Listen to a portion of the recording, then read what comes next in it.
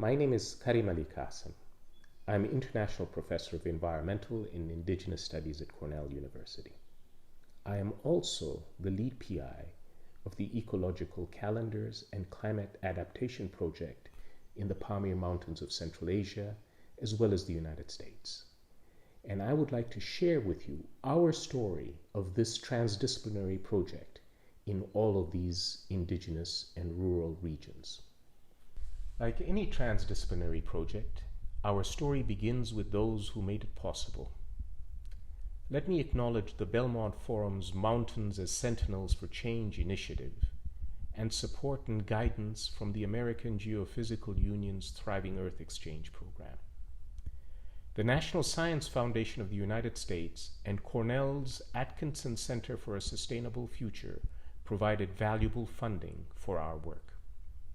None of this work would have been possible without the generous knowledge and hospitality of the communities in the Pamir Mountains of Afghanistan, Kyrgyzstan, Tajikistan, and Xinjiang, China, as well as the communities of Standing Rock, Sioux Nation, and Oneida Lake in the United States. I want to thank our international team of scholars, Professor Cyrus Samimi from Germany, Dr. Antonio Trabucco from Italy, and Professor Jianshu Xu from China. My name is Morgan Ruel, and I'm a professor of environmental science and policy at Clark University in Worcester, Massachusetts. Our project aims to build an anticipatory capacity for climate change and at the level of the communities who use ecological calendars. If we're to propose any strategic adaptation for any type of change, that strategy has to be grounded both culturally and ecologically in the context where we are hoping to adapt. So one of the things that people in North America or Europe or other parts of the industrialized world often fail to recognize is that most of our world's food supply, anywhere between 70 and 80% of the food that's produced on Earth, is produced by small-scale farmers, herders, fishers, and others. These people are particularly sensitive to climate change, in part because they pay so much attention to their own habitat, but also because they are always living at the edge of a disaster. 1 year without adequate food production can greatly endanger them to food insecurity. And so as a result of not only climate change, these long-term trends that, for example, increasing temperatures on a global scale, these people are facing increasing variability in the weather. And this is a source of debilitating anxiety. So what our work is doing in the Ecological Calendars Project is trying to deal with this anxiety by giving people practical tools that come from their own traditions, but enhancing those so that they can use them to respond to that increasing variability. This is also a matter of justice because these same communities did very little to contribute to the causes of climate change, and yet they're facing some of its harshest impacts. My name is Professor Cyrus Samimi. I'm a climatologist, physical geographer at the University of Bayreuth. The climate change discussion is mainly based on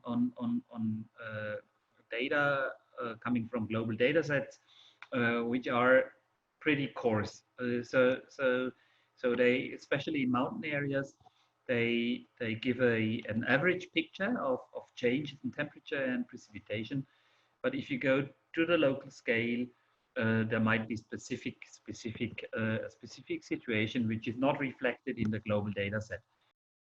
To see what is really happening on the ground is that we installed climate stations. So there are not many stations available in the region. So that's one of the problems, that we don't have many climate stations. My name is Antonio Trabucco. I'm an Italian research scientist at the Euro-Mediterranean Center on Climate Change. I've been covering studies mostly on relationship between vegetation, ecosystems, and climate. In particular, we've been looking at wheat, barley, and potato, which are three essential crops in agriculture of the Pamirs, in the hope that we can revitalize ecological calendars Ecological calendar are about seasonal clues. First day of snow, the appearance of a migratory bird, snow melt, emergence of flowers, or disappearance of insects. These biophysical cues inform livelihood activities, such as when to plant crops, when to herd livestock, when to celebrate a particular cultural festival. Let me give you an example. In a normal year, using the Gregorian calendar, a flower appears and we seed it in May. And we reap a great harvest in September. In a moment of climate variation, instead, there is early snow melt. And the flowers appear rather in April, but we wait to see it in May. Then we don't reap a successful harvest in September. But if we follow that seasonal cue and we seeded when the flower appeared, we might have a wonderful harvest. And we know how to anticipate a wonderful harvest. We are working in 6 sites across the globe. In Standing Rock Sioux Nation in North and South Dakota, at the Lake Oneida watershed in upstate New York. We are working in the Pamir Mountains of Central Asia, which include the Bartang Valley of Tajikistan, in the Alai Mountains of the Kyrgyz Republic, and in the Tashkogan Valley of Xinjiang, China. Finally, in the northern Badakhshan area of Afghanistan. One of the most important qualities of the Ecological Calendars project is that it is transdisciplinary. And that means that we're bringing together scientists with people from the community who are experts about their own habitat. People like farmers and fishers and herders and hunters, people who work in their vegetable gardens every day and pay close attention to what's happening in their environment. We begin with a seasonal round workshop where we give people a chance to share what they know about how the seasons change over the course of 1 year. And we follow that with interviews with people who are identified as particularly knowledgeable about different things in their environment. We compile all of that knowledge and we turn it into some computerized diagrams, and we bring those back to the community to validate them with the community members who shared their knowledge with us in the first place. And this gives them a chance to ensure that we have accurately captured what they meant to convey, but also to add anything that they may have forgotten to mention during our first meeting. So that's a very important part of the process. Ultimately, this all leads to us co-generating knowledge that combines our scientific knowledge with the expert place-based knowledge of the community to produce something that's truly usable and applicable for climate adaptation. There are a lot of additional information by local people.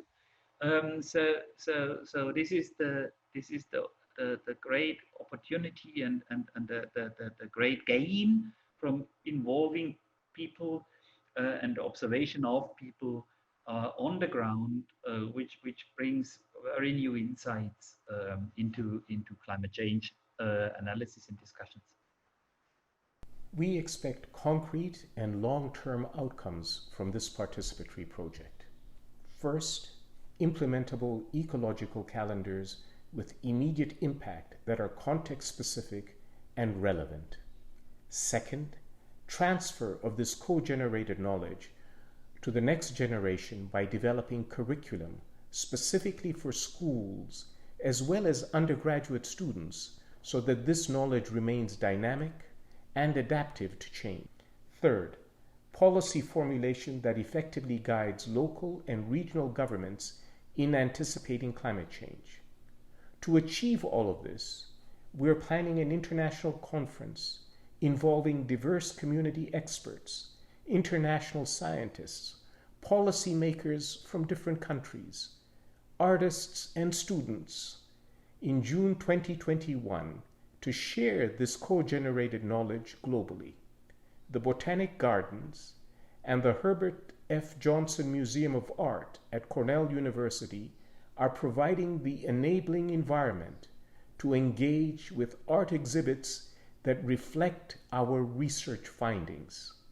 We hope you will join us to embrace this transdisciplinary and participatory achievement as we work towards anticipatory capacity for climate change at the level of villages and towns.